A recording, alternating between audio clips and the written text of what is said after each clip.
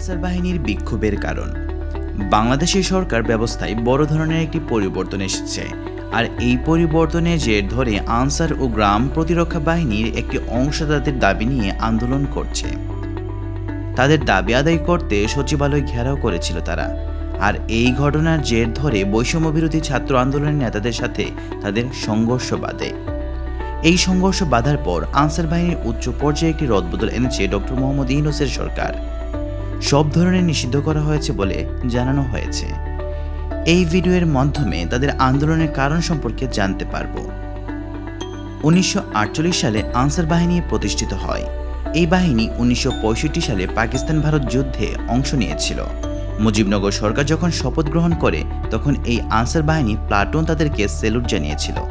স্বাধীনতার পর গঠিত গ্রাম প্রতিরক্ষা দল ও শহর প্রতিরক্ষা দল পরে আনসার বাহিনীতে একীভূত হয়। নাম হয় আনসার ও গ্রাম প্রতিরক্ষা বাহিনী। এটি একটি আধা সামরিক বাহিনী। আনসারের প্রধান অর্থাৎ মহাপরিচালকের পদে সেনাবাহিনীর কর্মকর্তারাই দায়িত্ব পালন করে থাকে।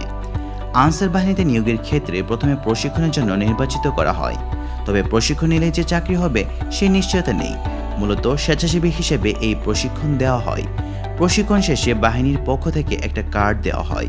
বিভিন্ন প্রতিষ্ঠানের চাহিদার ভিত্তিতে সেই কার্ডধারীদের কাজে পাঠানো হয়। তারা তখন দৈনিক চুক্তির ভিত্তিতে কাজ করে। বিভিন্ন সরকারি বেসরকারি কেপিআই বা গুরুত্বপূর্ণ সংস্থায় অঙ্গীভূত হয়ে সেসব স্থানে নিরাপত্তা বিধানের দায়িত্ব পালনের এই মেয়াদ হয় একটানা 3 বছর। দৈনিক 540 টাকার চুক্তিতে কাজ করে তারা।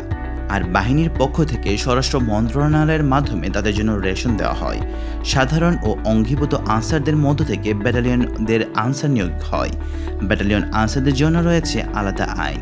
তাদের চাকরি নিয়োগ স্থায়ী হয়, যেখানে অন্য আনসারদের চাকরি অস্থায়ী। দেশে আনসার বাহিনীর সদস্য প্রায় 70,000। এর মধ্যে 54,651 জন অঙ্গীভূত সদস্য হিসেবে বিভিন্ন প্রতিষ্ঠানে নিরাপত্তা দিচ্ছে। বাকি 14,000-এর বেশি থাকছে রেস্টে থাকার অর্থ হলো তারা কাজে নেই।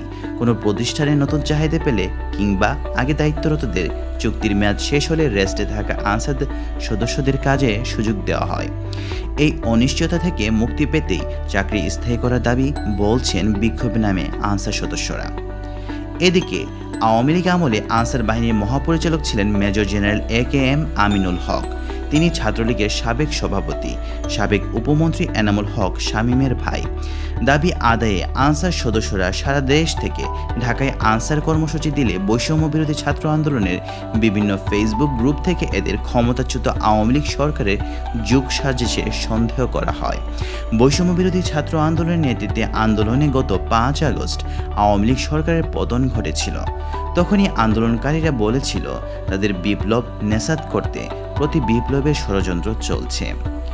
মুষ্টিমেয় কয়েকজন আনসার বাহিনীতে বিশৃঙ্খলা সৃষ্টি করেছে দাবি করে বিজ্ঞপ্তিতে হুঁশিয়ারি দিয়ে বলা হয়, সরকার প্রয়োজনে তাদের বিরুদ্ধে আইনগত ব্যবস্থা গ্রহণ করতে দ্বিধা করবে না। সংঘর্ষে পরদিন সোমবারই আনসার ও গ্রাম প্রতিরক্ষা বাহিনীর উচ্চ পর্যায়ে বড় রদবদল আনে সরকার। 19 ঊর্ধ্বতন কর্মকর্তাকে বদলি করা হয়েছে। তাদের মধ্যে রয়েছেন উপমহাপরিচালক পদমর্যাদার 9 জন এবং পরিচালক পদমর্যাদার 10 জনকে নিয়োগ দেওয়া হয়। আশা করা যায় এই ঘটনার সুষ্ঠু তদন্ত হবে। এ ধরনের আরও তথ্যবহুল ভিডিও পেতে অনুগ্রহ করে আমাদের ইউটিউব চ্যানেলটি সাবস্ক্রাইব করুন এবং আমাদের ফেসবুক পেজে ফলো দিয়ে সাথে থাকুন।